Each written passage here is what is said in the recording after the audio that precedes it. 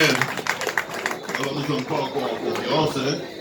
C'est une réunion chez l'habitant, d'information, d'échange, de soutien, de mobilisation. Donc je remercie évidemment tous ceux et toutes celles qui ont répondu à cette invitation et qui, ce faisant, m'apportent leur soutien.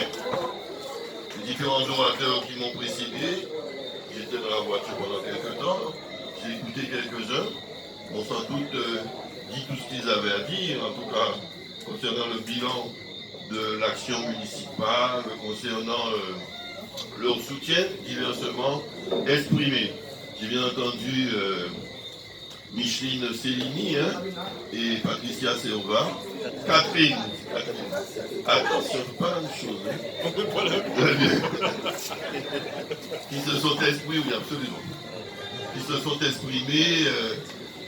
J'ai beaucoup apprécié leur témoignage et leur rangement à la cause que nous défendons, celle de la vie des abîmes et de sa promotion. Donc, bienvenue à vous, les deux, à la frappe, les autres aussi qui vous accompagnent ce faisant. Alors évidemment, je ne reviendrai pas sur le bilan, je serai court d'ailleurs. Nous sommes samedi, il est déjà 10h.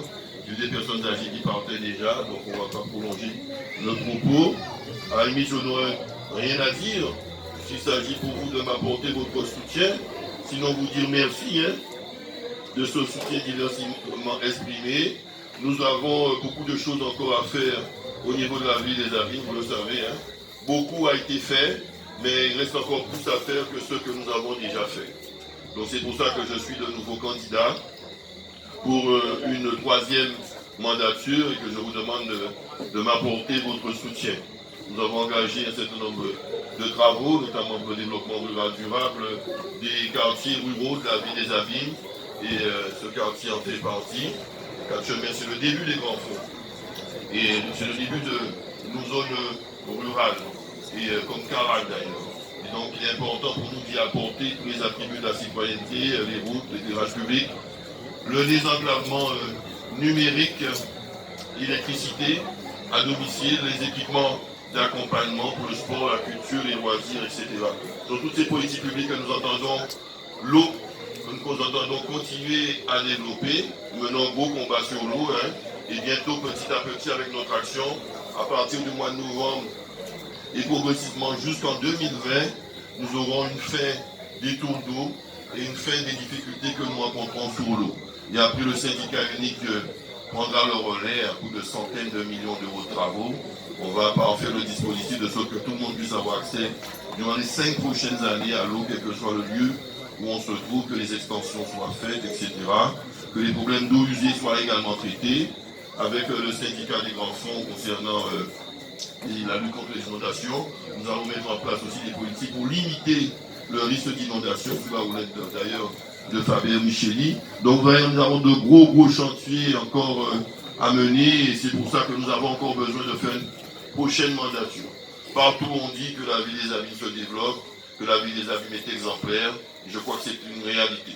Nous avons connu une vie des abîmes très forte, très, j'allais dire, luxuriante, resplendissante, en tout cas très appréciée, très respectée, sous Frédéric Jadot, Odyssée Nabajok, aux enfants et les autres, la belle équipe. Malheureusement, cette période a disparu quelque peu, et avec notre arrivée, nous retrouvons progressivement cette époque où on était fiers de dire que nous sommes Avigniens, que nous sommes appartenant à la grande communauté abîmée. Je pense que ça revient avec toutes les constructions que nous réalisons, avec tous les chantiers que nous menons. Je crois que nous sommes de plus en plus fiers de dire que nous sommes Avigniens et fiers de l'être. Alors j'espère qu'il en sera encore ainsi et que vous nous permettrez de vraiment conclure par faire ce dispositif. Il s'agit de se retrouver.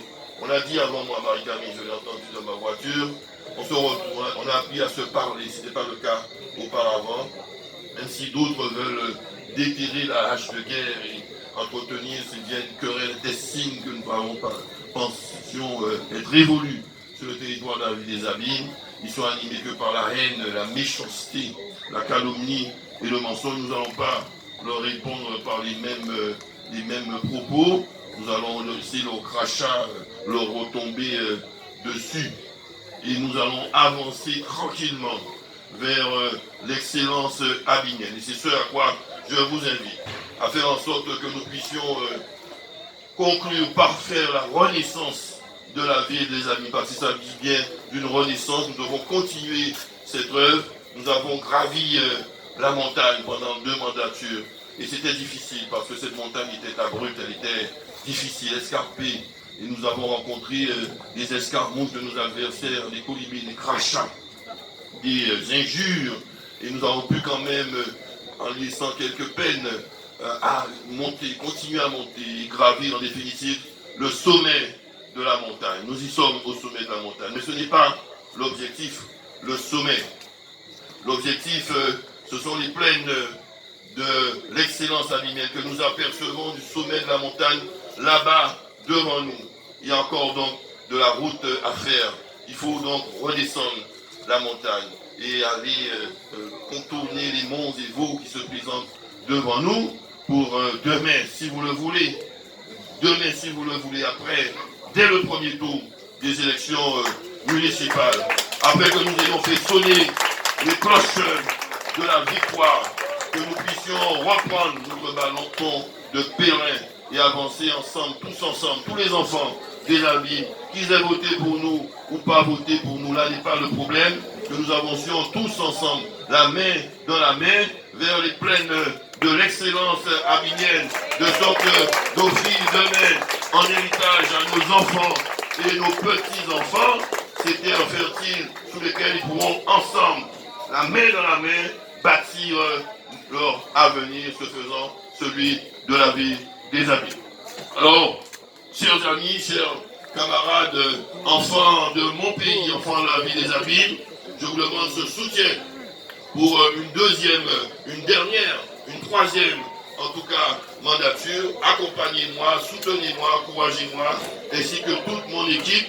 Permettez-nous d'arriver ensemble, sereinement, la main dans la main, au bout du petit matin du 15 mars 2020, au bout du petit matin, après que les cloches de la victoire eussent sonné, après que nous soyons réjouis, que nous soyons abreuvés de la boisson de la victoire, eh bien, nous devons enfiler nos tenues de combat, garder nos torches allumées, marcher de jour comme de nuit.